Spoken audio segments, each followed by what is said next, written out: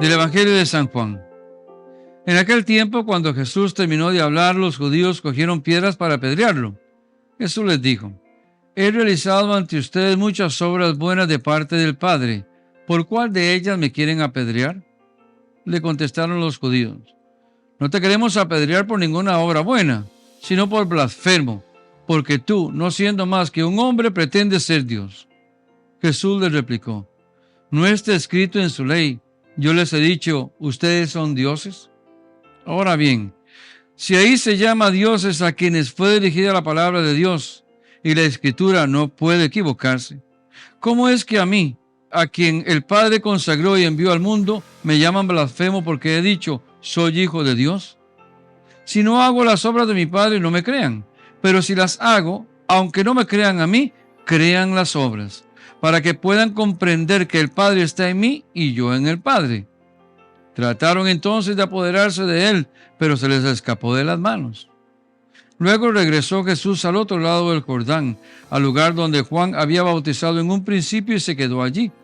Muchos acudieron a él y decían: Juan no hizo ningún signo, pero todo lo que Juan decía de éste era verdad. Y muchos creyeron en él allí. Palabra del Señor. En las obras, mis queridos hermanos y hermanas, está la potencia del testimonio, la fuerza del testimonio. A través de ella se da razón de la fe y razón de la potencia salvífica del amor misericordioso de Dios. Los hombres no podrán creer en Cristo y no podrán tomar en serio el Evangelio si nosotros no damos testimonio de nuestra fe, si no somos signos de su presencia. Cada uno de nosotros es un evangelio abierto, una carta abierta, dice San Pablo, para que en nosotros ellos puedan leer la verdad de la buena nueva, que es Jesucristo. ¿Cuánta necesidad tiene hoy el mundo de encontrarse con Cristo? San Juan Pablo II decía lo siguiente: los hombres de nuestro tiempo, observa Juan Pablo II, quizás no siempre conscientemente piden a los creyentes de hoy no solo hablar de Cristo, sino en cierto modo hacérselos ver. El mundo, dice también no conscientemente, nos pide a nosotros, los creyentes, los discípulos, los bautizados, no solo hablar de Cristo, sino mostrárselo. Y se lo mostraremos en la medida en que nosotros seamos, todos y cada uno de nosotros, cristianos ejemplares, familias cristianas unidas, parroquias eclesiales fervorosas, alegres, que proclaman la buena nueva, que celebran con el júbilo y el gozo de reunirse alrededor de la mesa donde su Señor se comparte con ellos, cuerpo, sangre, alma y divinidad, en la Eucaristía. En estos días de Cuaresma, tuve la bendición de haber sido invitado a una vigilia en la cual me pidieron que hablara sobre los mandamientos y la importancia de vivir los mandamientos en familia.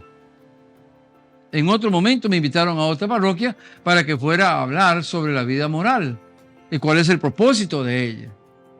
Y yo les decía, en ambas realidades, de que si nosotros vivimos los mandamientos son un camino de sanación, un camino de liberación.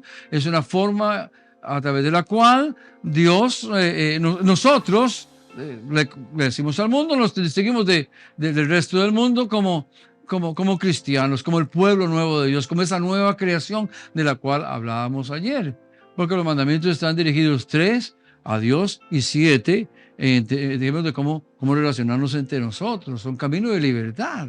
Es un camino que nos ayuda a nosotros a vivir la vida moral. ¿Ve? Y ahí está la conexión entre ambas realidades, los mandamientos en familia y la vida moral. Porque la vida moral nuestra, cómo hemos de vivir la vida cristiana en el mundo de hoy, ¿verdad? Está fundamentada en los mandamientos, está fundamentada en el Evangelio y también en las enseñanzas y las leyes de la Iglesia, porque ellas nos ayudan a nosotros, formándonos la conciencia, nos ayudan a nosotros a distinguir rectamente entre el bien y el mal y a utilizar nuestra libertad para hacer el bien. Recuerden que ya decíamos que el Señor nos libra del mal, pero nos libra para hacer el bien. Ahora, para poder hacer el bien, tengo que tener una conciencia formada, de tal forma que mis actos, mis acciones en la casa, en el trabajo, donde quiera que yo me encuentre, ¿verdad?, vayan en concordancia, vayan en comunión con lo que Jesús nos enseña y nos da a través de los evangelios y a través de la iglesia. Una vida ejemplar. Esto no quiere decir que no nos equivoquemos, pero quiere decir que estamos haciendo el esfuerzo con la gracia de Dios de vivir según su santísima voluntad. De esa forma nuestra fe es una fe que va acompañada con obras, no es una fe solamente intelectual, algo que heredé o que aprendí, sino está produciendo en mí frutos. Vivir de esta forma nos lleva a nosotros a convertirnos en hogueras verdaderamente encendidas en medio de una noche que se ha cernido sobre la humanidad.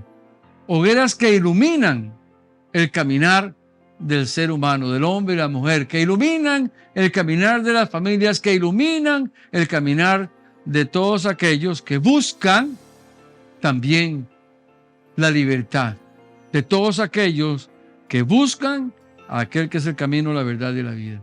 Nosotros somos entonces esas llamas vivas de Dios que iluminan el camino de otros, pero lo iluminan a través de nuestras obras, siendo coherentes con nuestra vocación cristiana. Que Dios nos dé la gracia a ir acercándonos ya a la celebración de los misterios pascuales, de una vida de conversión y cambio, en la cual nosotros, por nuestras obras, tengamos esa potencia espiritual de dar testimonio de que Jesucristo es el Señor. Amén.